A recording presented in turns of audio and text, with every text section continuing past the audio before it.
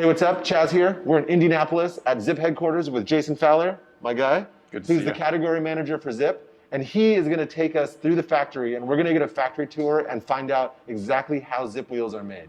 And this is not something that most people get to see, right? Correct. And there's maybe some stuff we can't see. Yep. There's a lot of top secret stuff that goes on at Zipp, but Jason's going to show us what he can, and we're going to see what it takes to bring a Zipp wheel to life.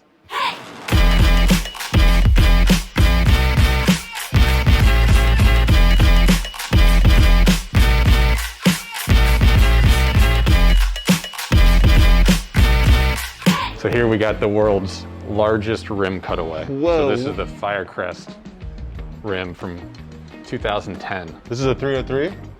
404, or like technically. a 10,000 by 10,000? All right, so we're deep in the factory, and it looks like we're in front of a massive refrigerator. What's up? Is this where you keep the Cokes cold? Yeah, but this is the big freezer for the carbon.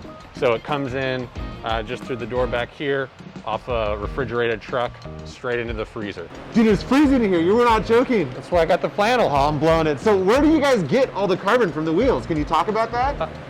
No, I can't tell you that. So Chaz, after the hot summer lunch rides, this is a common place for the engineers to come in and chill out before they go back to their desks. So you got a bunch of people in their sweaty kits just standing in the carbon freezer, like trying to get down. So where are we at? So we're getting ready to go into cut table and preform area. Preform, what happens at the cut table and preform area? So preform area, I can't tell you other than that's where we preform a rim.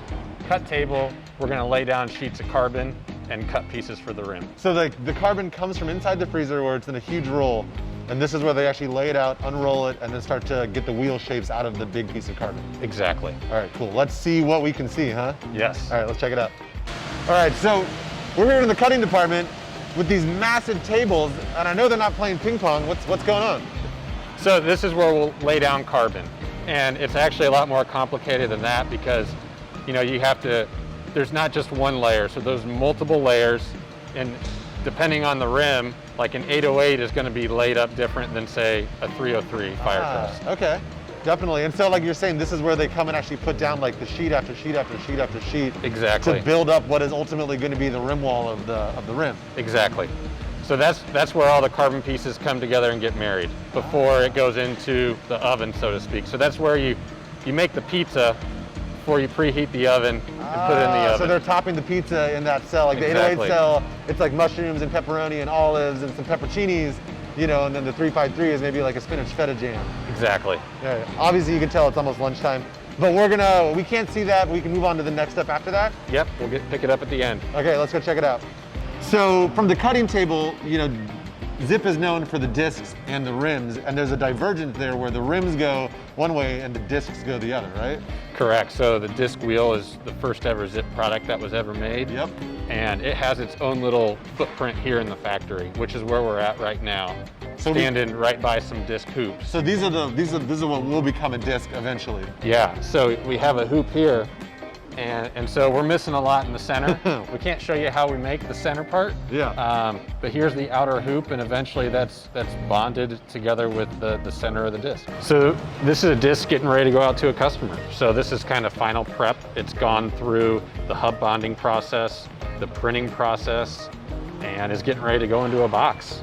Okay, so the whole factory tour, there's this one spot in the corner, NSW. What's going on with this little room back here? So this is our advanced development room. So think product that you'll see in 3 to 5 years. Whoa, because I've ridden NSW wheels and they are like the cutting edge stuff.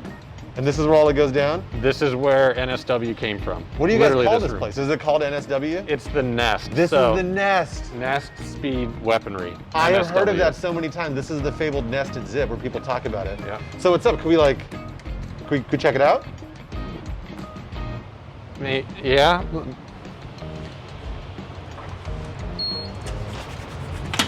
No, but I mean, can we check it out? No, together. No. So Chaz, one thing I wanted to mention is every Zipp wheel has a number on the outside of the rim. Yep. If you were to give me that number, we can put it in the computer here that we have all around the entire factory. Yeah. And see every single person that touched that rim. Really? So from like the person that pulled it out of the carbon freezer to the person that put it on the layup table to everything in between, you have a full record of the life cycle of that wheel in Zipp. Exactly, it's the birth record. Wow, that's nice, because I've noticed that like everything has a serial number, but I had no idea that it actually meant that you could track every single step of that wheel all the way through.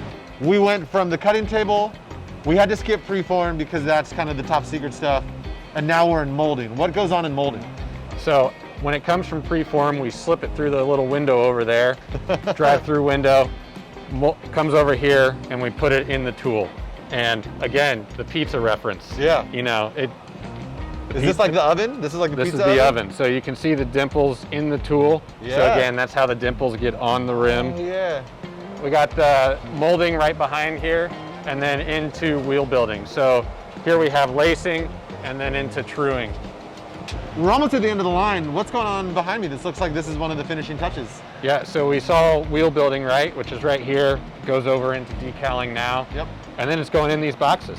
So this is the end of the lifetime of the wheel at Zipp, and then it'll go on to its happy life with the racer and the rider after this. Exactly. That's amazing. So you guys do the decals, but you also do impress printing, right? Yeah, the printing is on our NSW product.